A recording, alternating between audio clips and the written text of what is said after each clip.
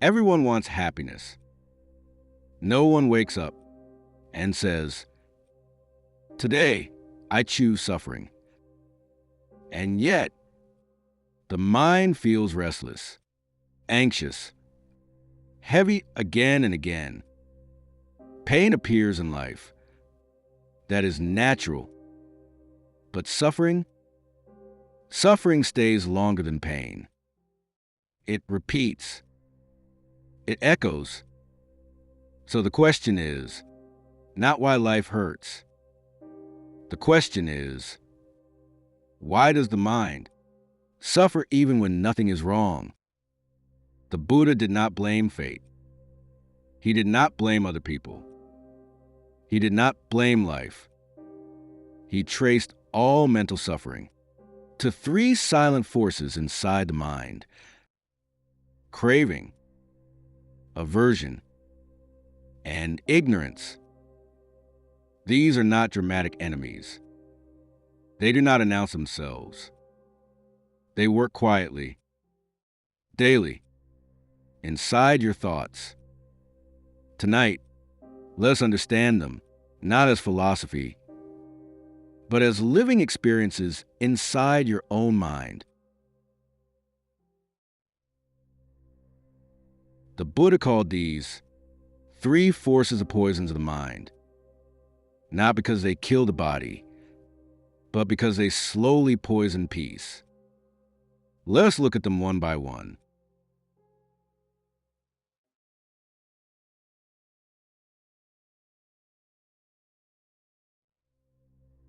One, craving, wanting reality to be different. Craving does not mean desire for food or comfort. Craving is psychological hunger. It is the thought, this moment is not enough. Craving says, I will be happy when I get more. I will be peaceful when things change. I will be complete when life matches my expectations. But notice something carefully. Craving is not about what you want. It is about rejecting what already is. You are here, but the mind wants there. You are now, but the mind wants later. You have something, but the mind wants more. Craving turns the present moment into a waiting room. And the mind says, happiness is always just one step ahead. Yet that step never ends, because the moment you get what you crave, the mind creates a new hunger, more success, more approval, more certainty, more control. Craving is endless thirst, and thirst, by its nature, is suffering.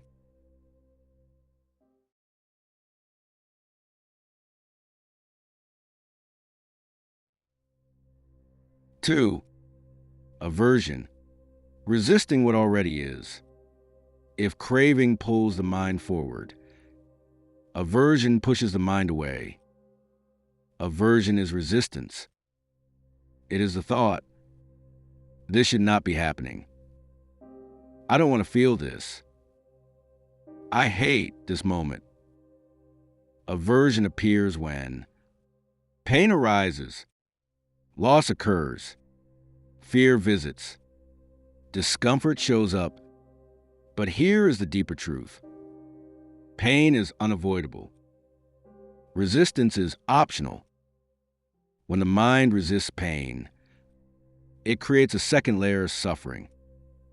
First layer, physical or emotional pain. Second layer, mental fight. You don't suffer because of pain. You suffer because of your resistance to pain.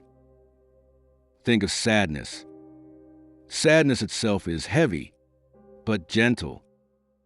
But when the mind says, I shouldn't feel sad, this is weak, this must stop, now suffering multiplies. Aversion is like, tightening your fist around a thorn. The tighter you grip, the deeper it hurts.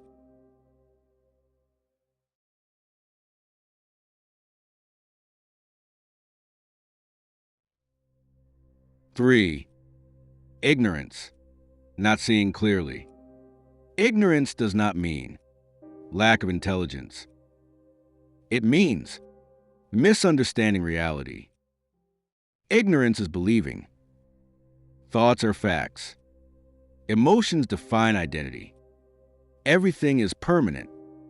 The self is fixed and fragile. The mind says, this thought is me. This feeling will last forever. This situation defines my life. But nothing in the mind stays. Thoughts rise. Thoughts fall. Emotions appear. Emotions dissolve. Yet ignorance makes the mind cling to passing experiences, as if they are permanent truths. This misunderstanding keeps suffering alive, because you cannot be free from what you believe is you.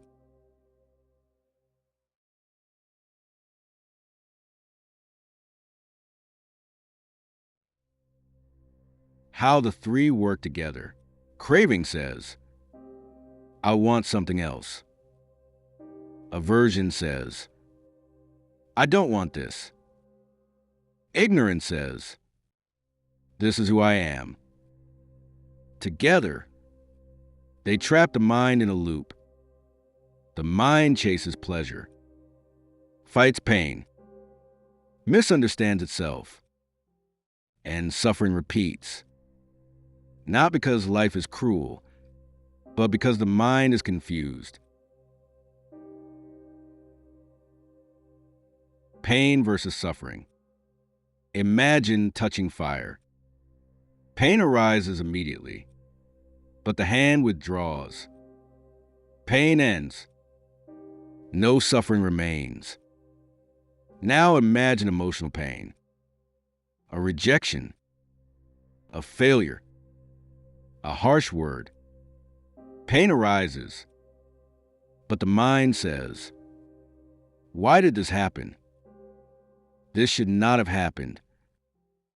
What does this say about me? The event is over, but the mind replays it. This replay is suffering. Pain is momentary. Suffering is memory plus resistance. Why control never works. Most people try to end suffering by controlling life. Control people. Control outcomes. Control emotions. But control creates tension. The Buddha taught something radical. Freedom does not come from controlling life. It comes from understanding your reactions. You cannot control what arises, but you can see how the mind responds. And in that seeing, space appears. Freedom does not begin by removing pain. It begins by removing confusion. When you see craving clearly, it loosens. When you see aversion clearly, it softens. When ignorance dissolves, wisdom appears. This is not suppression. This is understanding. And understanding is gentle.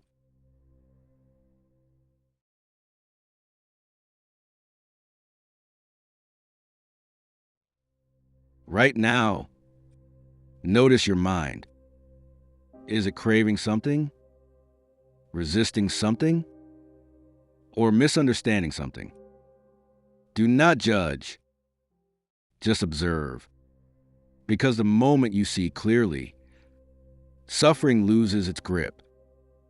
The Buddha did not promise a perfect life. He showed a clear mind. And a clear mind, even in an imperfect world, is free.